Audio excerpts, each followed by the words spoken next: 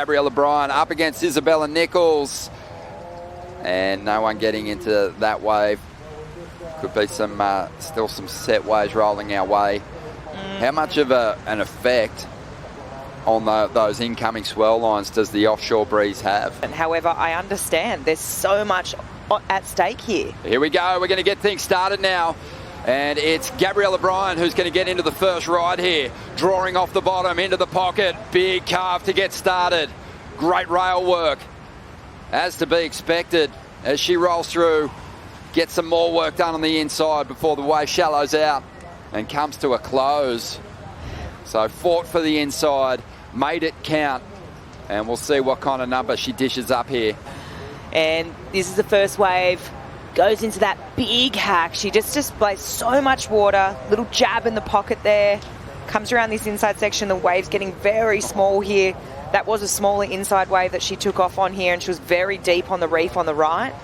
And, I mean, great opening turn there. And I think that's just, you know, gives credit to everything we were talking about, just how much power she has and how much water she displaces. So if we just break this down here, just look how much of this board is going to end up in the water there. Just beautiful power surfing, traditionalist surfing. And she's going to go straight up into the little jab here in the pocket. She realizes that this section here is a little bit steeper and brings it through to the inside. But obviously now that priority's been established, we've got to be thinking that Isabella's obviously moved right on over and into position now. So no waves are probably going to get missed, I'd say. That was really well surfed. She even threw a lot of water on that final section. Making her move. Is she well positioned? Because if she's not, you know Gabriela Bryan's going to swoop. Here she goes. The 2022 Western Australia Margaret River champ on the fight back here. Just taps through that first turn, but then swings the tail. Nice bit of release, great control. She'll ride out. It'll be a decent ride for the Queenslander. Have a look at it again. Waiting for this wave to get steep, goes into the lip for a little jab. And then that turn there, that was nice and critical on the end section. First turn for me, maybe she was safetying it just a little bit.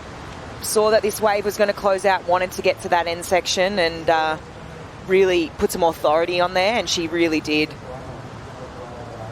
So she just gets up here. She's just a bit more of a pivot here. And I think she's just eyed off down the lane. You can see her face, her eyes and her head already eye up this last section. She just went straight up into this and getting a you know how hard that is right now with that offshore wind to commit to a turn above the lip and have that, you know, authority to come down. So Gabby back up and riding, live action. Yeah, Gabriela Bryan, just a floating re-entry there. Not a whole lot in that, but decides to finish this wave off anyway. Doesn't need anything to get herself up into the lead. So, you know, even though she was probably thinking this isn't the wave that's going to win me this heat, she does say to herself, I can push the requirement up here for Isabella Nichols. You can see Isabella paddling for that one. She's so far, and then Gabby just missing this wave here. And this was the second one. She was sort of more in position because she'd paddled for the first one here. And she was still a little bit deep, gets around the section. A little bit more of a vertical approach here, and she knows that she needs to make this last turn. She sticks it right in front of those rocks right there. And Gabriela Bryan is going to hang on for the victory here. Richard Dog Marsh, he can't believe it. Just a huge sigh of relief for him, the coach. Wow. You got to feel for Isabella, only the one wave. They did get a fresh clock though. There was opportunities, and ultimately the hustle for the inside position ended up working in Gabriela Bryan's favour.